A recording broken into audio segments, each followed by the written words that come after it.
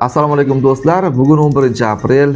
Odatdagi migrantlarga oid yangiliklar va xabarlarni hozir bir aytib o'taman. Rossiyada qamalgan o'zbekistonliklarni hukumat vatanlariga qaytarishga tayyor. Rossiya hududida xavfli kasallik aniqlangan chet el fuqarolari endi umrbodlik taqiq bilan mamlakatdan chiqarib yuboriladi. Moskva shahrida 15 mingga yaqin kuryerlar ishdan chetlatildi. Bu safargi noqonuniy migrantlarga qarshi reydlar shu Moskovskiy oblastida bo'lib o'tdi. Ana endi qulayroq o'rnashib oling. Migrantlarga oid yangiliklar, xabarlarni hozir bir aytib o'taman. Rossiya hukumati shu Rossiyada qamalgan o'zbekistonliklarni o'zlarining yurtlarida shu qolgan jazoni o'tashga yuborish uchun tayyor. Sudlangan, ammo qamoq jazosini o'z vatanlarida o'tashini istagan 3000 dan ortiq O'zbekiston fuqarolarini inson huquqlari bo'yicha komissari Tatyana Moskalkova bu haqida aytib o'tdi.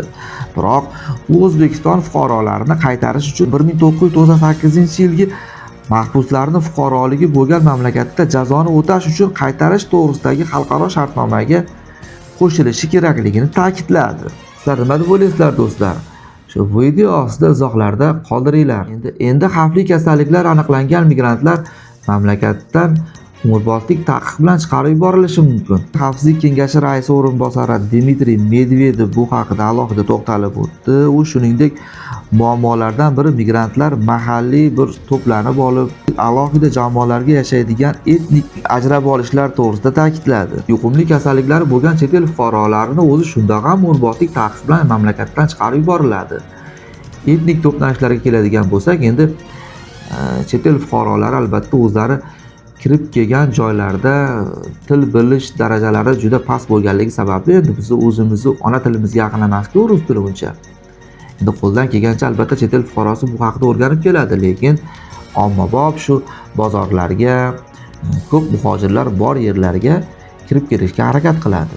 Endi bu kengash raisining so'zlaridan keyin mana shu aynan muhojirlar ko'p to'planadigan yerlarda politsiya kerakligicha reyd tadbirlari o'tkazadi. Volgograd viloyatidan bir necha muhojirlarni shu yerda majburiy deportatsiya qilib aeroportgacha kuzatib chiqarib yuborildi.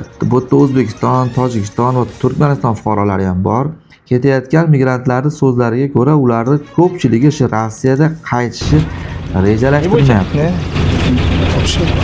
А вернуться планируете в нашу страну? Нет, Уже все, не вернетесь, да? Moskva shahrida 15 mingga yaqin kuryerlar ishdan chetlatildi.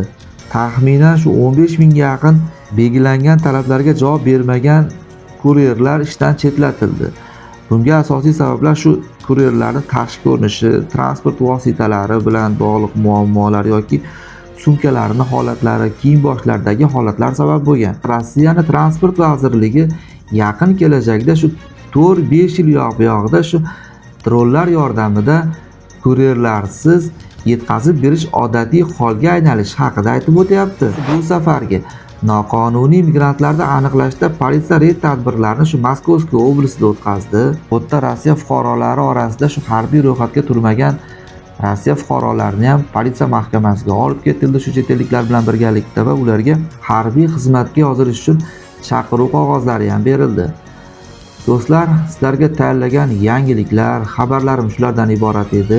O'ylayman, bu yangiliklar, xabarlar sizlarga kerakli, manfaatli bo'ldi. O'zlaringizni ehtiyot qilinglar. Keyingi yangiliklarda, xabarlarda ko'rishguncha xayr deb qolaman. Salomat bo'linglar.